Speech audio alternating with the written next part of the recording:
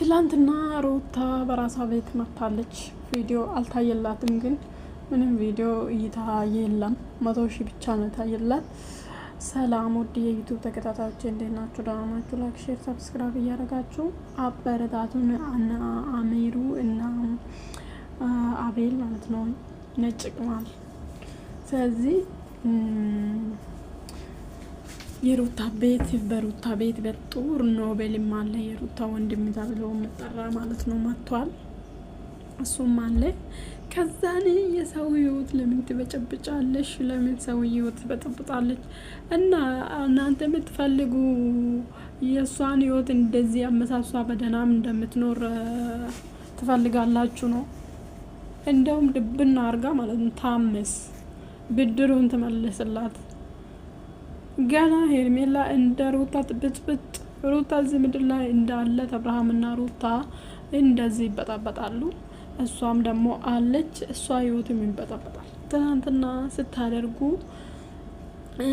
እንደዚህ ስታስደርቡ ይሄ ነገር እንደሚመጣ አታውቁም። የተዋለደ ሰው ደግሞ ተባጥሶ አይባጠስም። ምክንያቱም አሁን ሁለተኛ እሷ አጠገብ አይደርስ ምናምን ይላል። ከዛ ደግሞ ስጠራ ሮጦ ይሄዳል።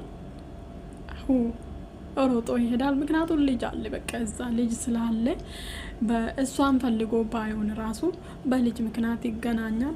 የተገናኛ ሰው ደግሞ በህልክ የተለያየ በፍቅር በህልክ የተቆረጠ ፍቅር ነው እንጂ ስልችት ተባብሎ እኮ አይደለም። ስልችት ተባብሎ ኃይለኛ ፍቅር ሀይ ፍቅር እያለ ነው የተቋረጡ። ምክንያቱም ሁለቱም በይልክ ማለት ነው። በይልክ የተቋረጠ ፍቅር ደግሞ መቼ ተመልሶ እንደሚቋቋም አታውቁም።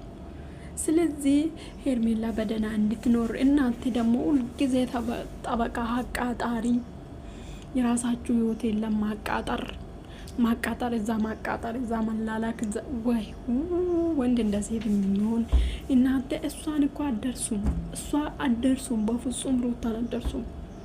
በፍጹም ማለት ነው። በራሷ መንገድ ነው የምታደርጉት። ተልካ አይደለም የምታደርገው ማለት በራሷ መንገድ። እናንተ በራሷ መንገድ ኦኬ። ትላንትና አብርሽን ሩታ ጠራኝ፣ ለምን ጠራች ብሎ መጠየቅ፣ ለምን ጠራሽን ድጋሜ አጠገቤ እንዳደርሽ ብሎ መከራከርና መጠየቅ ያለበት አብርሃም ነው እንጂ እናንተ ምን ቤት ናችሁ? ማን ናችሁ? ምንድን ናችሁ? እንደ ወለድሽ ሴት ቁጠሪ። እሷስ እናንተ ጎበዝ ጀግና አስተዋይ ሴት በመንገድ ያረገዘችው አግብቶ ነው እንዴ? ትላንትና ፍቅር ተቀበላት። 2 ወር አልሆነም። አንድ ደግሞ አርግዛለች። የ2 ወር ሳይሆን አፍቅሮ ራሱ 2 ወር ሳይሆን ማለት ነው። ስለዚህ በመንገድ ያረገዘች እኮ ነች።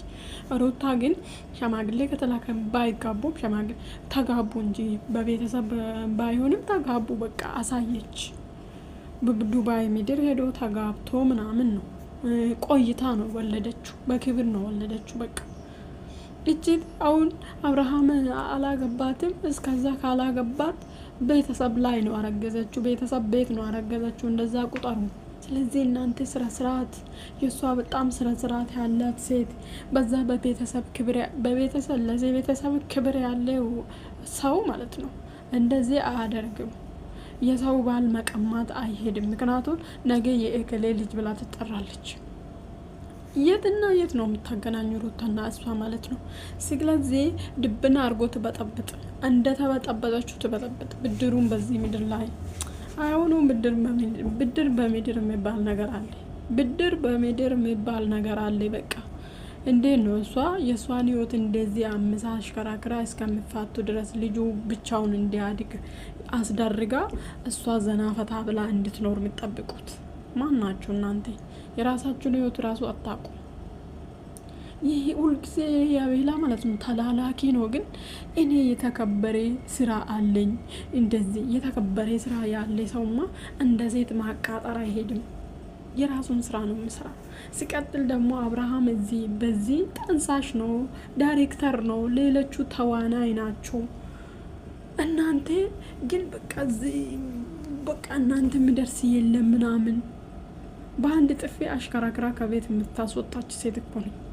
በቃ ዝም ስትላችሁ አታቁም እንጂ አንድ ጥፊ ብትሰጥ ሮጣ ነው ከቤት የምትወጣ። በቃ ሁላ ማለት ነው። ስለዚህ ሁልጊዜ የእሷን ክፉ ለእኛም ለማሳየት እንኳን ወደች ክፉ በቃ እንወዳታለን ከነ ክፋቷ። የእናንተ ስራ ስርዓት አለች። አሁን ደግሞ ሩታ ነች የሰው ህይወት ድብን አድርጋ የመጀመሪያ ኤክሱ ነው የልጁ አባት ነው ትበጣበጥ። ምን አገባችሁ?